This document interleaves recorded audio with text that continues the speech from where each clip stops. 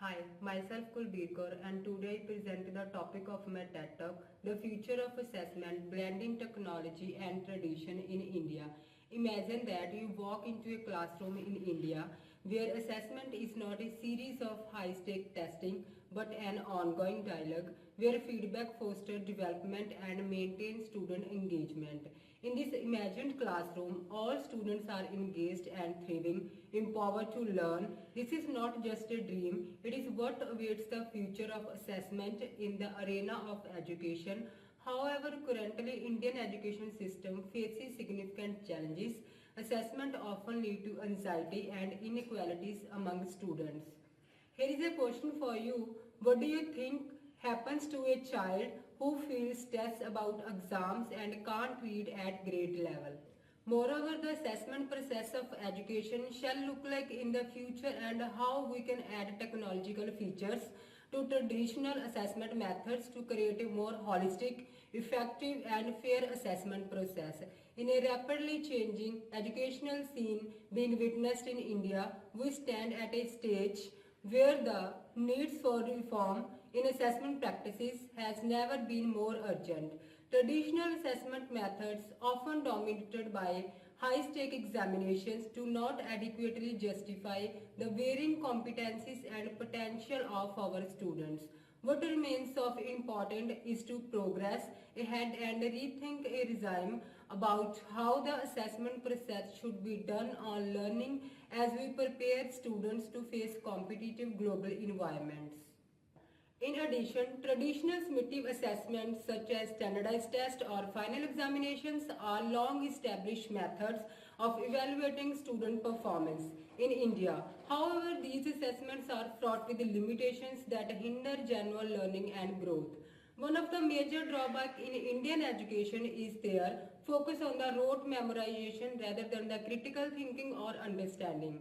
As already mentioned, several studies have instigated concern about the fact that almost 42.8% of students in class 5 are not fluent enough to read a simple text, suggesting that traditional assessments often fail to measure actual understanding and instead created teaching to testing mentality in which teachers prioritize preparation for the test contrary to the actual learning experience.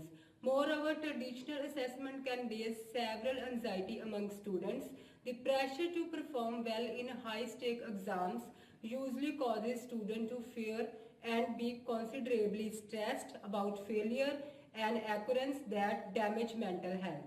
In contrast to traditional summative assessment, formative ones provide much more flexible approach to the evaluation of students' learning. These formative assessments including quiz, class discussion, practical work, project and presentation designed and conducted in the course of learning. Offerly timely information to the teachers on how much the students comprehended the learning content at every stage. As a teacher, I have seen how valuable formative assessment can be in the classroom. For instance, quick quiz and group discussion, I usually check up on my students' understanding. One time I recall some students were finding it very tough on a given math topic. So using formative assessment, I was able to see the problem early enough before it worsened. I used another tool, Manometer, during a lesson on historical events. It allows giving anonymous immediate comments of students, questions or even thoughts during the real-time events. It personally helped me to modify teaching strategies on the spot. Sport like that, the area of confusion are existing in students' minds and remove anxiety related to assessments. Specifically, the formative assessments are useful in India where there are students with different learning types. They enable to teachers to see exactly what specific subject or topic is causing the students to develop poor study habits before it's too late. Technological role in formative assessment. Technology or digital platforms play an important role in improving formative assessment practices. Digital platforms including Google Classroom and Kahoot can help teachers create engaging quiz which can be personalized for the students' performance and give the students feedback and direction for improvement. immediately. Such immediate feedback training for learners allow them to own the learning process and foster critical thinking skills. We shall bridge the gap between teaching and assessing by incorporating technology into formative assessment. This will help make assessment practice in ongoing assessment. Through this, teachers are able to shift their teaching strategies a bit with the real-time understanding of their students. The approach or strategy can lead to create a dynamic classroom environment where learning excels the academic definitions, which is essential for the students' preparation for the future. Moreover, involving the students in the assessment process is important for students to take proper responsibility for their learning. When students are involved in creating assessment criteria or participating in peer assessments, they are likely to be more involved in their learning process. The involvement not only empowers them but also makes them feel valued as part of the educational experience. Moreover, the approach of integrating technology with traditional teaching learning techniques offer a strong prospect for empowerment in the Indian education system. This type of approach is called hybrid learning or approach because it combines traditional classroom learning with the digital tools. I think that as a teacher, I personally realized how technology enhances the teaching process. I very often use these interactive whiteboards and display pictures and videos along with teachers. In many cases, students understand the material much better than compared to only using books or lecturers. This method of teaching makes lessons more interesting to students and one can remember the most important information. Using interactive whiteboards and visual classrooms where teachers present visuals and can explain what is written on document. Information is better understood as an overall comprehension rate is much higher than in traditional methods. The potential of the technology and digital tools is supported by the fact that the edtech industry has been growing very fast in India. During online classes, the students not only attended classes but also listened attentively. They are really active listeners. I used to question them and encourage them to share their opinions on the issues at hand.